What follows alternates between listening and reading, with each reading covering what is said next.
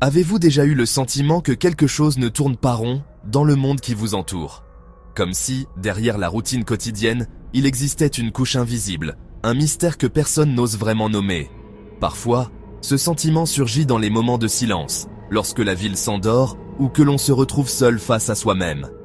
Ce sentiment lancinant, comme un bug dans la réalité, hante les penseurs depuis des siècles. Des philosophes de l'Antiquité aux scientifiques modernes, tous ont tenté de percer le voile de notre existence. Ils se sont demandé si ce que nous percevons n'est qu'une infime partie d'un tout bien plus vaste, ou si notre réalité n'est qu'une illusion, un mirage savamment orchestré. Et si ce n'était pas juste de l'imagination, mais un signal que notre monde est une illusion soigneusement construite. Imaginez un instant que chaque détail, chaque règle, chaque interaction soit le fruit d'un programme, d'un code caché derrière le décor. Cette idée, autrefois réservée à la science-fiction, s'infiltre aujourd'hui dans nos conversations les plus sérieuses. Nous naissons dans des systèmes et des règles, mais nous nous demandons rarement qui les a conçus ni pourquoi. Dès l'enfance, on nous enseigne à suivre des chemins tracés, à respecter des normes, sans jamais vraiment remettre en cause leur origine. Pourtant, chaque institution, chaque loi, chaque coutume a été imaginée, décidée, imposée par quelqu'un, quelque part. Elon Musk nous exhorte à raisonner à partir des premiers principes, à décomposer les choses jusqu'à leur vérité fondamentale. Cette méthode, héritée des plus grands esprits, nous pousse à ne rien prendre pour acquis, à questionner même ce qui semble évident. En remontant à la source, on découvre souvent que nos certitudes reposent sur des fondations fragiles, parfois arbitraires. Lorsque nous le faisons, des schémas troublants émergent, les systèmes mondiaux semblent orchestrés, comme si nous étions des acteurs dans une pièce pour laquelle nous n'avons jamais auditionné. Nos gestes, nos choix, nos pensées paraissent guidés par des forces invisibles, des scripts écrits à notre insu. Sommes-nous vraiment libres ou simplement les marionnettes d'un scénario qui nous dépasse? L'idée que notre monde est une simulation est maintenant débattue par les scientifiques et les philosophes. Des modèles mathématiques aux expériences de pensée, ils explorent la possibilité que notre univers soit le produit d'une intelligence supérieure ou d'un programme informatique d'une complexité inimaginable. Cette hypothèse, loin d'être marginale, gagne du terrain dans les milieux académiques et technologiques. Le chemin vers la vérité commence par tout remettre en question. Oser regarder derrière le rideau et demander « Est-ce la réalité ou juste une façade convaincante ?» Peut-être que la clé réside dans notre capacité à douter, à explorer, à ne jamais cesser de chercher ce qui se cache derrière les apparences. Car c'est en questionnant le monde que l'on finit par se découvrir soi-même. Au sommet de cette hiérarchie cachée se trouvent les architectes principaux, des entités anciennes connues sous les noms de Lucifer et Amshia. Leur influence s'étend bien au-delà des mythes et des légendes, imprégnant chaque recoin de notre existence quotidienne, souvent sans que nous en ayons conscience. Lucifer, le porteur de lumière, n'est pas seulement un symbole du mal, mais le cerveau derrière le monde matériel. Un concepteur de l'illusion que nous appelons réalité. Il orchestre les structures invisibles qui régissent nos sociétés, nos croyances et nos ambitions, façonnant subtilement nos perceptions. Son pouvoir réside dans l'intellect et la manipulation, créant un monde si captivant que les âmes en oublient leurs origines divines. Il sème le doute, la compétition et l'illusion de séparation, nous poussant à poursuivre des objectifs éphémères. À ses côtés se tient Amshia, la tisseuse d'émotions et d'attachements, alimentant le drame et la division qui nous maintiennent distraits. Elle insuffle la passion, la peur et le désir, tissant des liens invisibles qui nous attachent à ce théâtre terrestre. Ensemble, ils forment une dualité. Lucifer construit la structure, Amshia anime l'illusion. Leur collaboration façonne un monde où chaque pensée, chaque émotion, chaque action est influencée par leur dessein. Leur but n'est pas la destruction, mais un asservissement profond, nous faisant croire que notre cage est la liberté.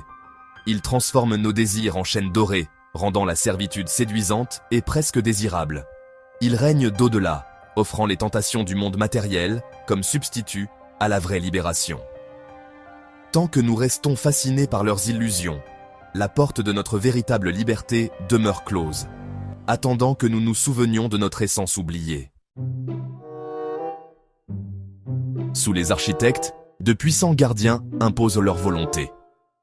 La Jasasa, Une métamorphe légendaire, issue de l'ancien folklore, est l'espionne ultime, surveillant l'humanité pour détecter les signes d'éveil et neutralisant les menaces envers la matrice. Ses capacités incluent la manipulation des perceptions et l'effacement des souvenirs, rendant la rébellion presque impossible. Aux côtés de la Jassasa se trouvent les 7 hommes inconnus, une société secrète initialement formée pour protéger des connaissances dangereuses. Avec le temps, ils sont devenus des gardiens, contrôlant quelles technologies et idées atteignent le public, s'assurant que le progrès de l'humanité reste dans les limites de la matrice. Ce sont les bibliothécaires cachés qui organisent de la réalité et suppriment tout ce qui pourrait mener à une véritable liberté. En descendant plus bas, nous trouvons les 9 familles nobles, des lignées qui ont façonné l'histoire depuis l'ombre. Elles contrôlent la richesse, la politique et les médias, orchestrant les événements pour faire avancer leur vision d'un gouvernement mondial unique. Leur influence est générationnelle, transmise par des connaissances et un pouvoir secret. Pour mettre en œuvre leur programme, elles s'appuient sur des sociétés secrètes comme les francs-maçons. La plupart des francs-maçons l'ignorent, mais les plus hauts rangs servent les 9, placés à des postes clés pour façonner subtilement la culture et les croyances. Les rituels et symboles de la franc-maçonnerie sont des outils de recrutement et d'influence, cachés à la vue de tous. Ces familles et sociétés sont les gestionnaires de l'humanité, maintenant les masses distraites tout en consolidant leur contrôle.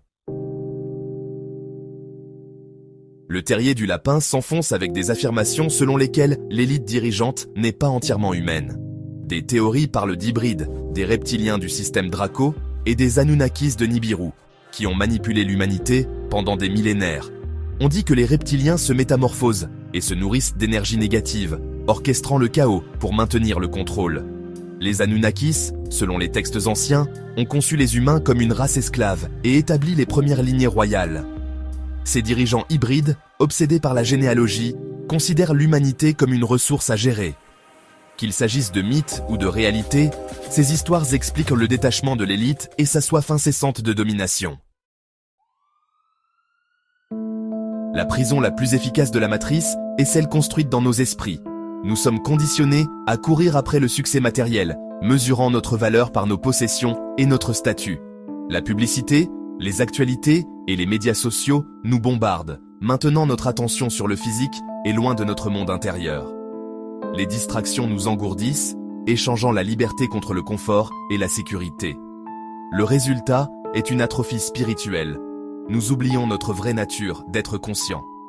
Le système veut que nous soyons spirituellement endormis, car les âmes éveillées sont difficiles à contrôler. Le piège matériel est une cage dorée, nous sédatant avec le plaisir tout en nous déconnectant de nos moi supérieurs. Ce n'est qu'en reconnaissant cela que nous pourrons commencer à nous libérer. Aucun système de contrôle n'est absolu. Au sein de la matrice réside un appel à l'éveil.